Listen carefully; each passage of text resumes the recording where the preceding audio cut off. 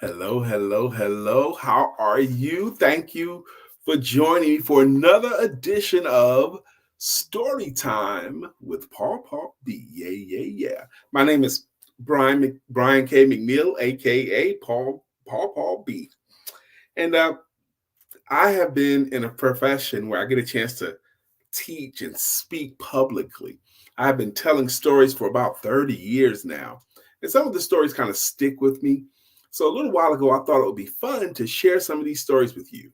Share some of these stories with my entrepreneurial friends, you, my grown friends, you, my parents, that maybe you might share some of these stories with your children. So this is a segment that I call Paul B. And I have another one of these stories, the story that I've told a lot of times over the years. And I'm hoping that you'll enjoy this story as well. So let's go ahead and cue the music.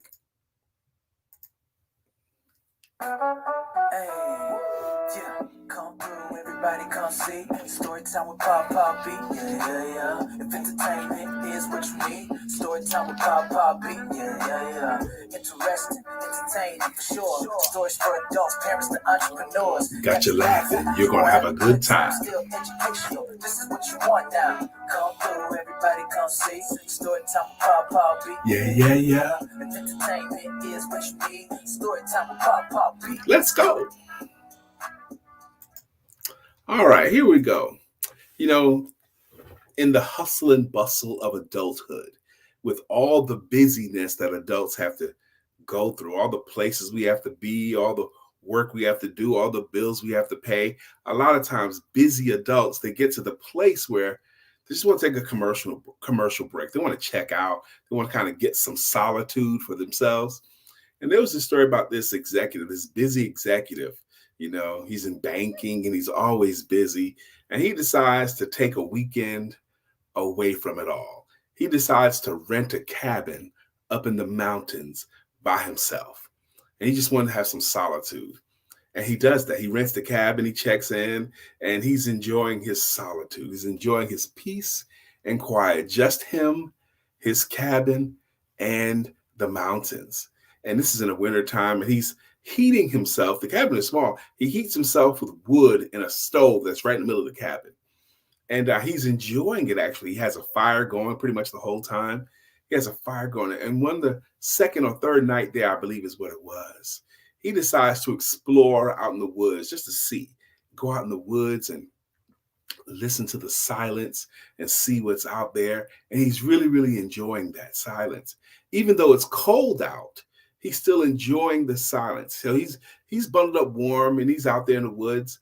And while he's out in the woods, a snowstorm descends on him. And the snow is coming down heavy. It seemed like it came out of nowhere all of a sudden. The snow is coming down heavy and he's out in the woods. And he gets turned around inexplicably. He's thinking that he's walking back towards his cabin, but he's actually walking deeper and deeper into the woods. And he's totally disoriented. He don't know where to go. And he's cold. And the snow is coming down. And he's starting to worry. Oh no. He's walking in the snow and he's out there for a long time now. His feet are numb. His hands are numb and he's worried. He's thinking, Lord, what am I going to do? No one was ever going to find me out here. But he knows he just can't stop. He knows he has to keep moving through this heavy snowstorm, but he's not sure which direction and he's just hoping. So as he's walking through the snow, his body is cold. His feet are numb. His hands are numb. He spots a small cabin up a hill and he makes his way towards that cabin. Every step is difficult for him because his hands are numb, his body is cold, his feet are numb. He's just in pain. He gets there, he noticed there's no smoke coming out of the cabin. The cabin is just quiet. It's there and it's still. And he makes it to the cabin.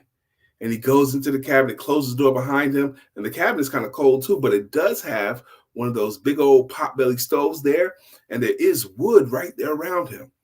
And there's matches there too, but his hands are hurting, and he puts wood in the stove. He just carefully, with his hurting hands, he puts the wood in the stove, but his hands are hurting him, and he really can't figure out a way to strike the match, so he starts to pray to the stove.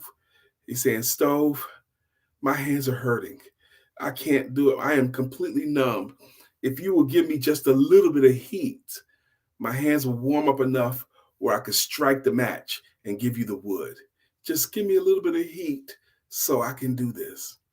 And he's hurting, waiting for the stove to help him out. And the stove stays silent. No matter what that man prays to the stove, please give me some heat and I will give you wood and a match and a lit match. It's not going to work for him. So he's in a bad place. No matter what he wants to have happen, no matter how much he wishes it, no matter how much he prays for it, unless he can figure out a way to strike that match and put that wood in, he's going to stay in that same state. Now, I like the story because it kind of conveys no matter what you want to wish for or pray for, if you don't strike the match, if you don't do something towards that end, nothing will happen. Unless he strikes that match and puts that wood in there, he's not going to get any heat, no matter how much he desires heat. He won't get any until he strikes that match and puts the wood in. No matter how much his hands hurt, no matter how much his feet hurt, no matter how much his body hurts, unless he strikes that match, he gets no heat. Now, I like the story again, and I want you to draw your own meaning out of the story. It always means to me that we got to put something in to get something out. We got to strike a match to get any heat. I do encourage you to share this story if you found value in it. Comment on this story if you found value in this story. Again, this is Brian K McNeill, aka Paul B, and thank you again for joining me for another edition of Story Time with Paul B. I'll be back tomorrow night with another story, and before you go, I'll be right back. Hey, yeah, come through, everybody come see. Story time with Pop B, yeah. If entertainment is what you need, story time with Pop B, yeah.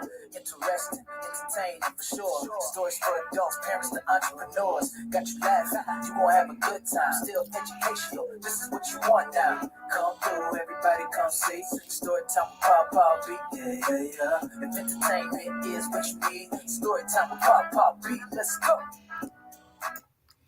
I encourage you, if you find value in these stories, share them on your Facebook, share them on your LinkedIn, comment on these stories, and I'll keep these stories going. I'll be back tomorrow night with another edition of Story Time with Paul B. No matter what it is you want, you are going to have to strike that match. Thank you very much for joining me. You have a beautiful rest of your evening.